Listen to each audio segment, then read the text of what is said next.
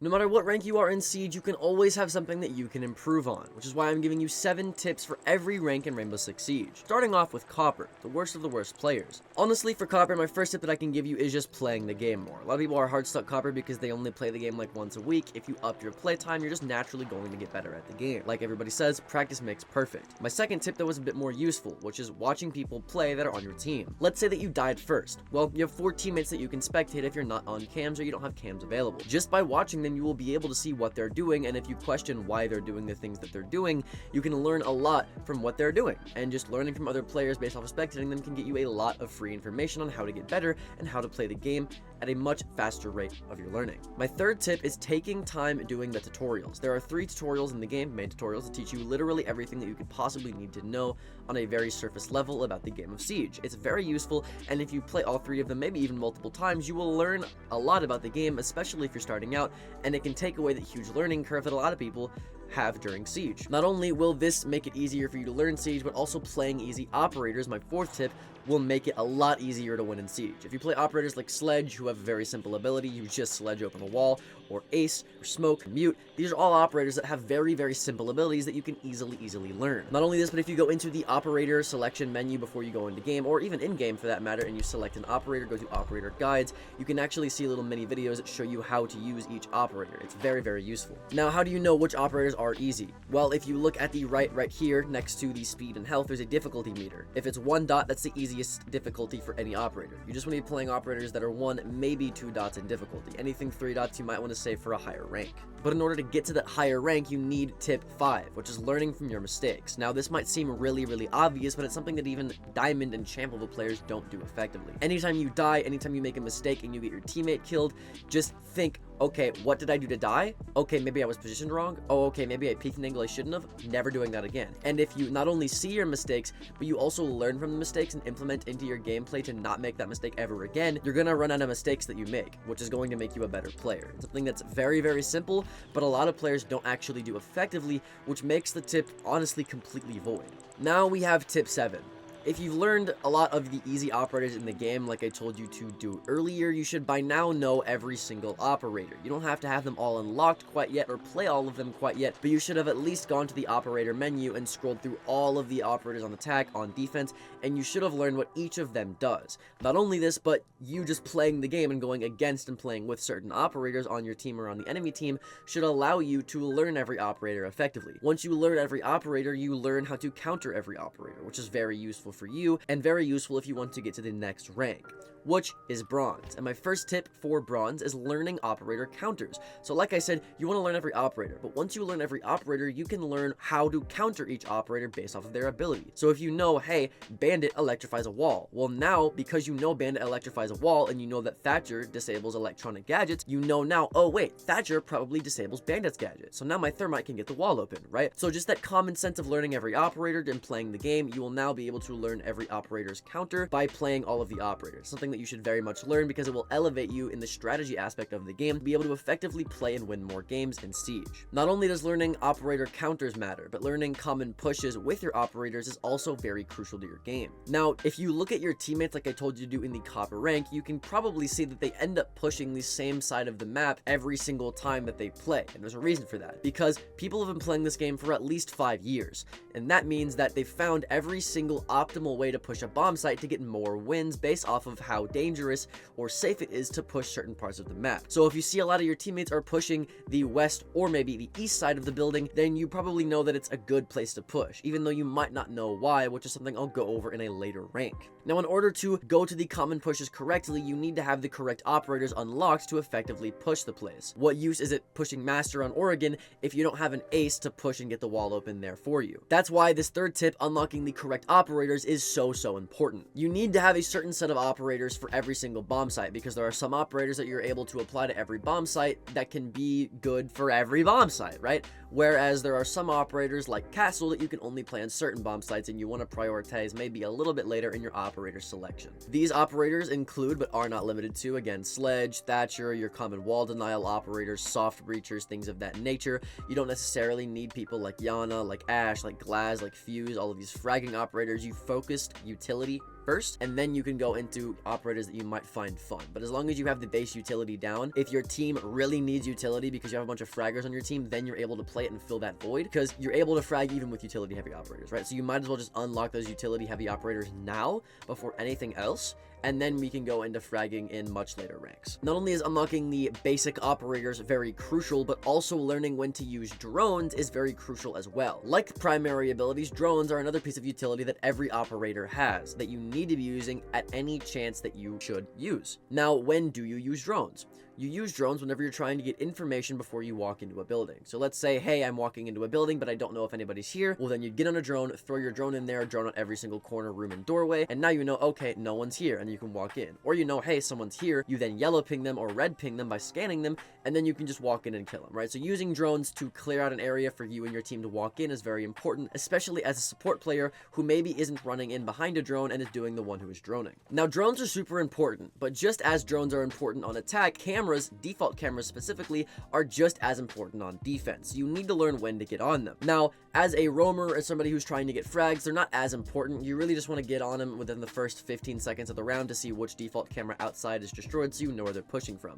But as somebody who's sitting on site, maybe with more utility heavy operators, which I told you should be doing in this rank, you want to be getting on cams a lot more often. If you find yourself sitting on site holding a random angle and you're not really seeing anybody for at least more than 5 seconds, then just get on cams. It can't hurt. You never in Siege want to not be doing anything. It's very, very bad because everything that you do needs to be intentional, because everything that your enemies are bound to be doing is also intentional. So you don't want a single second to be wasted. So if you're wasting time holding a random angle, just get on cams. It's a safe rule of thumb. Something that is also very basic that you need to learn is basic mechanics, whether it be recoil control, what attachments to use for recoil control, learning flicking, learning tracking, and anything in between that you can use for gunfights. If you've played other games in the past, maybe other FPS shooters, and you were, at least average on those FPS shooters, then you don't really need to learn this because you know how to left click and shoot with the right click aim, right? Like it's pretty basic stuff, but if you don't have this down, this is something that you definitely need to prioritize in the lower ranks so that you have it solid and as like a base thing in your inventory that you can use and improve on in the higher ranks. As long as you have your base mechanics down, shooting, recoil control, flicking, tracking, whatever it may be,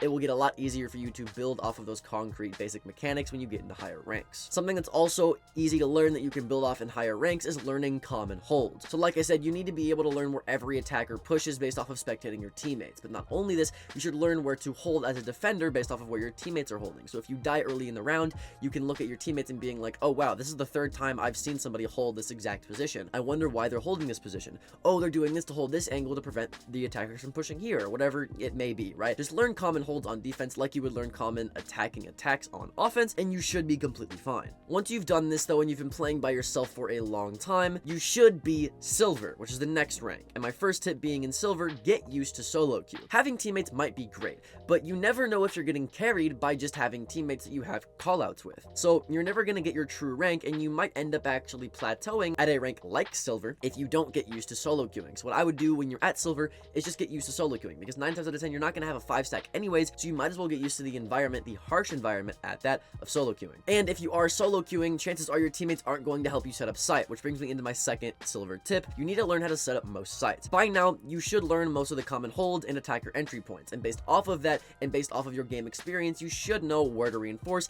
and what rotates to make on the site.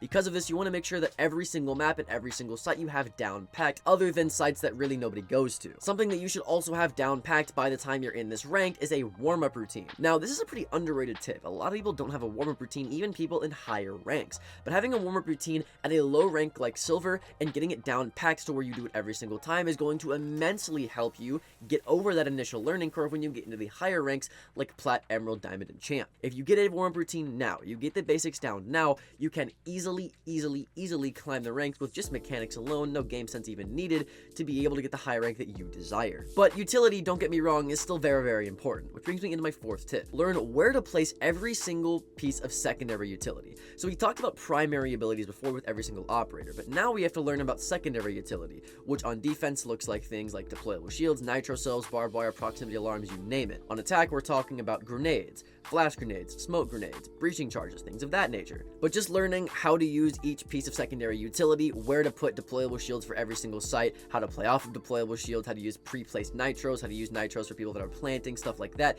you can easily win more ranked games, because I see a lot of people who are roaming, don't know how to use impact grenades. A lot of people don't know where to place deployable shields or how to place deployable shields. So if you can get this down, you'll get easy advantages on the people who really don't know how to counter specific things like deployable shields or pre-placed nitros. Not only is it important that you learn every aspect of every single piece of utility, but it's also important that once you find out a piece of utility that you're good at, whether it be an operator, specifically like operator utilities, then you should main those operators. A lot of content creators will tell you that maining an operator is bad, because in Siege you need a certain operator for every single site and you need to be able to adapt and make a strategy. This is not necessarily true at all. You can main Sledge all the way to champ, it will not matter, because Sledge is good on every single site. You can main Ace all the way to champion, and it will not matter. You can make Smoke, you can main Cade, you can make Mute. It doesn't matter. You can main a zombie. It literally doesn't matter. You can main any single operator you want to. It's not going to be optimal because you will need certain operators for site, but that being said, your teammates can just play those operators, right? Because if you pick S tier operators that are applicable to every single site and you main them, they're going to be applicable to every single site, so it won't really matter. You can main operators, and you specifically should main operators that you know you can get kills with, you know you can win with, and that's something that you should really get down packed in a low ranked. That way you have all of this time going throughout the high ranks to main these operators effectively. But what good is maining operators if you can't win by communicating? Well, that brings me in my 6th tip. You need to communicate. If you don't have a mic, now would be the time to buy one, because you need to be able to use and receive callouts on the team end. Whether it be from cameras, drones, whatever it may be, you just need to learn to communicate. Now, even if you are communicating and doing all of these things that I just talked about, you're still in silver. If you're in silver, sorry, you're not great at the game. But the one thing that you do have going for you is the fact that you're bad at the game. And if you're bad at the game, chances are high-ranked players cannot predict what you're able to do because you don't make good plays. So my 7th tip is just be unpredictable. Be a weirdo.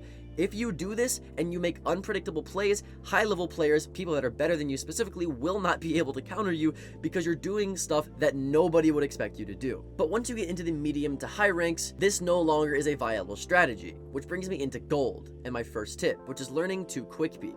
Now, we talked about learning mechanics earlier, but I was really talking just about gun mechanics. When we're learning how to quick peek and Psycho peek, you're learning how to get information without any drones by using a simple lean mechanic around doorways, archways, and hallways. Quick peeking and Psycho peeking is very hard to learn, but it's very easy to master once you learn how to implement it into your games.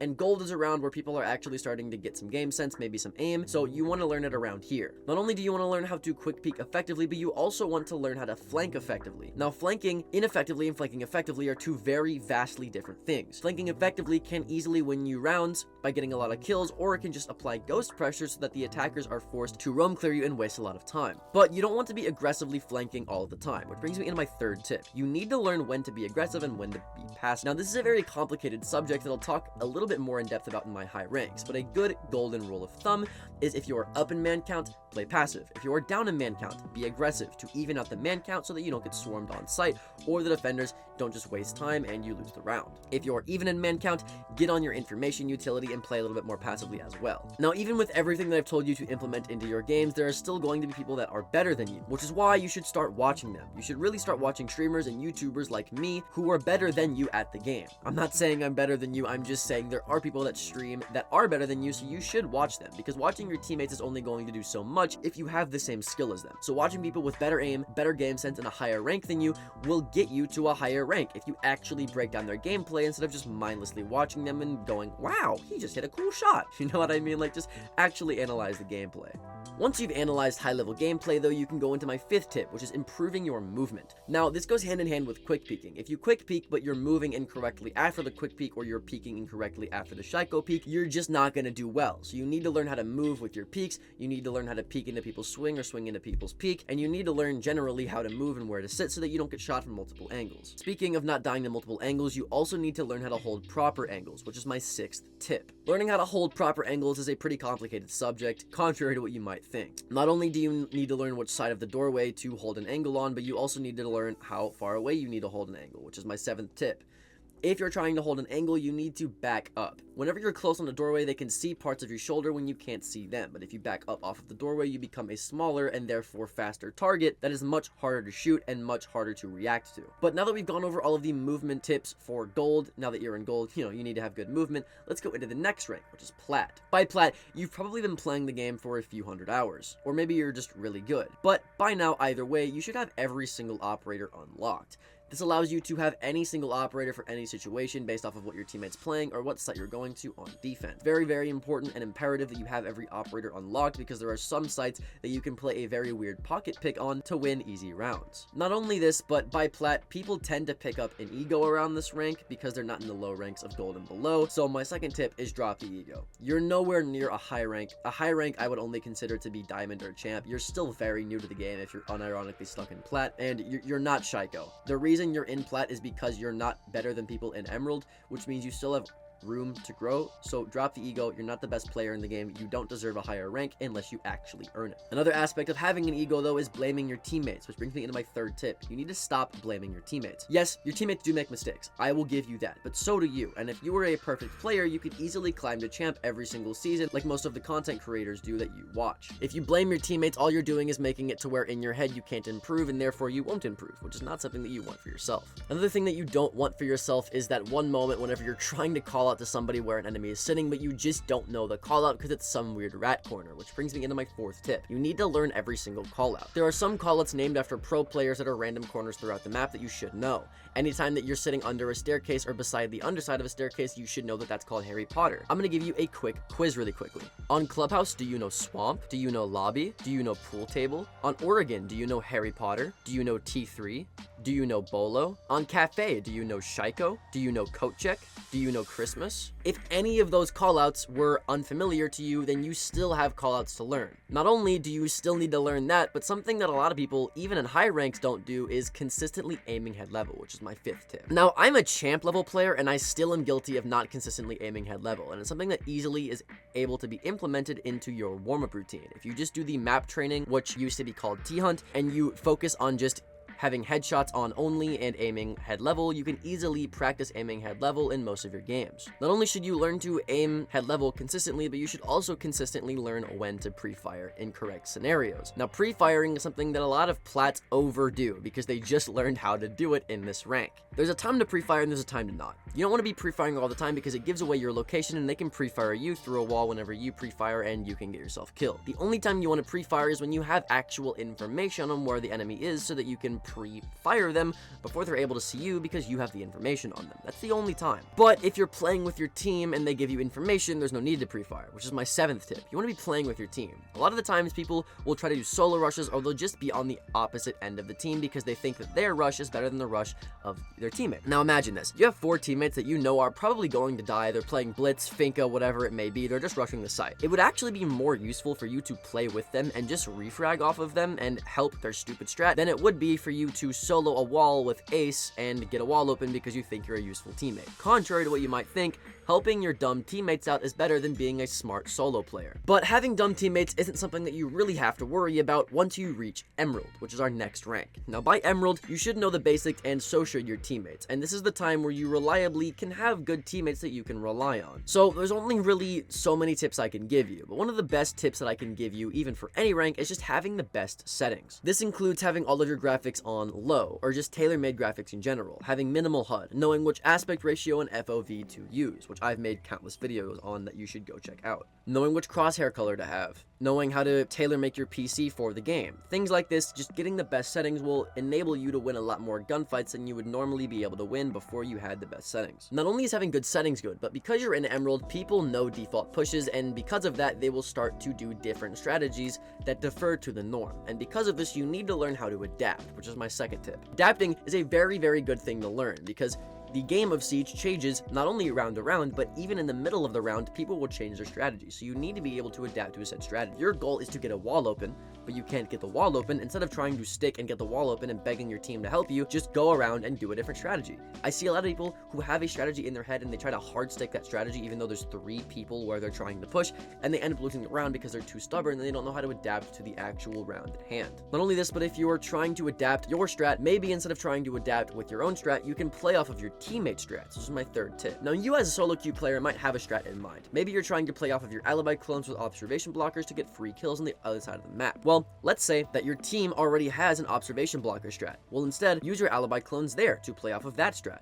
This will enable you to have more observation blockers on hand that you can use with your teammate, and now you have a good duo queue setup strat, even if you didn't queue with the guy, instead of 2 solo queue strats and making your teammate go on a 1v1 as opposed to a 2v1 whenever they try to roam clear you. Playing off of other people's strats can oftentimes be very advantageous, especially if they have a better strat than you, so it's something in Emerald that you should specifically try to do more. But now that you're in Emerald, you are in a bit of a higher rank, so what I would recommend is studying Pro League, because these are the people that are really the only people that are better than you now. A lot of streamers start out in Emerald or Diamond, so watching Pro League is going to actually get you to watch players and study players that are actually much better than you. When I did this, I immediately jumped up a rank in like a week's time, because I just realized so many angles that I had no idea that I could abuse, all these strategies that I could abuse that people had no idea about, and it'll just get you free rounds and free wins. It's really good. Not only should you increase the caliber of people that you're watching, but you should also increase the caliber of your own mechanics, which is my 5th Emerald tip. When you have basic mechanics is cool, especially if you're able to improve the basic mechanics to where you have them down packed. Not only this, but you should be getting really good mechanics. Are your Shaiko peaks clean? Cool. Make it quicker. Make it cleaner. Is your recoil control good? Cool. Make it better. Are your flicks good?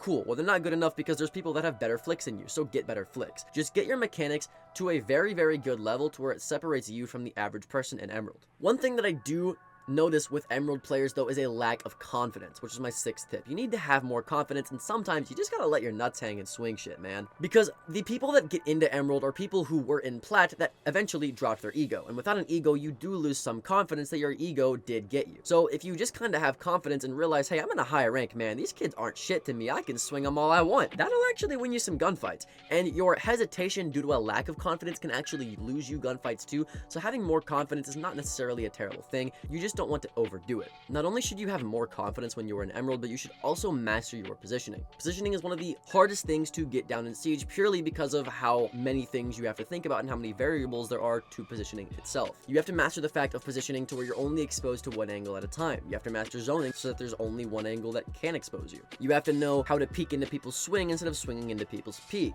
You have to know how to back up off of certain angles. You have to know where to position based off of where the attackers are pushing. You have to master every single map to know where to position in said maps. This is one of those things that you have to master based off of other things that you have to master. So it shouldn't be your top priority, but it's definitely something that you should start to get down packed to where you get into higher ranks, like Diamond. My first tip for Diamond players is you need to abuse off angles and rat spots. The reason this is so important in a high rank like Diamond is because when you're in Diamond, people know how to play the game and they know how to play it well. So using things that would catch them off guard is very good, because when you get into Diamond, people just have a general round flow of how certain maps and sites should go because they've played the certain maps and sites so much. So going against the grind and doing something that is like an off angle or a rat spot will actually get a lot of these routine Diamond players.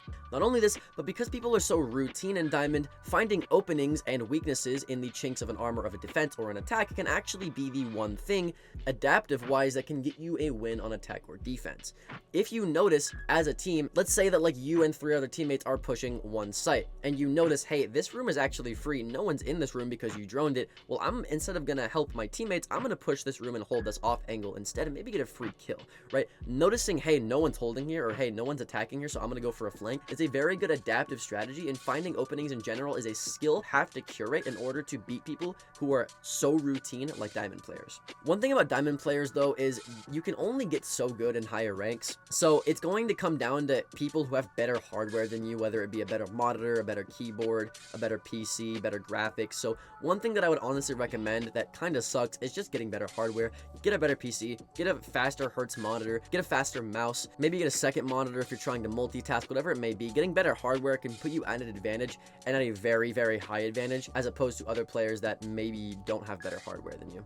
Something that's more in-game that you can practice though is learning when to bait and refrag your teammates. Baiting is not actually a terrible thing if done correctly, because if you have a teammate that you know is 0-7 and he just keeps running in with a Maru, you might as well just bait his dumbass and just like get it out the way, just sit behind him, shoot him, whatever it may be, and just bait him. Or if you have a teammate that's low HP, and they don't have any ammo in their primary gun, but they're still running it anyways, then you can bait them. Or if you know that they're going to win the gunfight, but you still want to be behind them anyways, then you can bait them. Or if you're down in man count and they're trying to aggress you, you can bait too. There's times to bait, but it's not always, so you need to learn when to bait and when to refrag.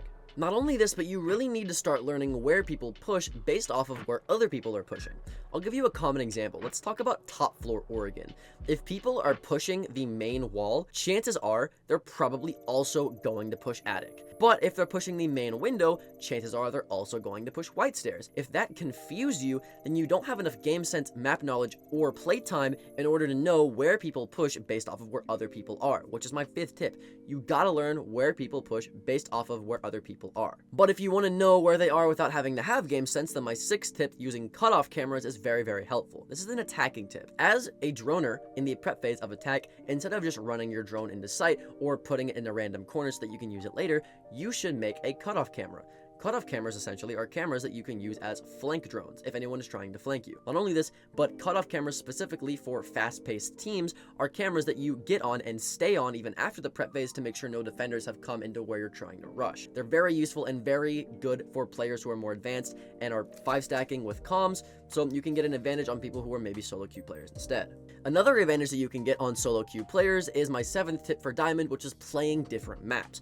A lot of people in Diamond, again, are routine players, so they're used to playing the same maps, honestly. They're used to playing Oregon, Clubhouse, and Cafe. That's it. But if you get strangely good at one specific map, like you just become a demon on Bank, and you don't ban Bank every time you see it, and you take people to Bank who maybe aren't as good, which is, by the way, like 90% of the player base, then you can start to get a lot more wins just because you play a different map more consistently, and you tried to go out of the box and maybe learn it, as opposed to just sticking to Oregon and Clubhouse. But in the ranked champion, it doesn't matter which maps you play, because everyone is so good at the game that you just have to be better. But one thing you can do to set yourself apart from the crowd is making up your own strats. This is something that's honestly pretty easy to do, because it's just that ingrained in my mind to know how certain operators work in tandem with certain sites, so I can kind of just make up strats. When you're in champion, you're good at the game, so I'm imagining you can probably do this on your own as well. When you make up your own strats too, you're going against the norm, and like I said, people who are in Diamond or above are routine players, so when you go against the norm, you're going to make them have to face something that they might have never faced before,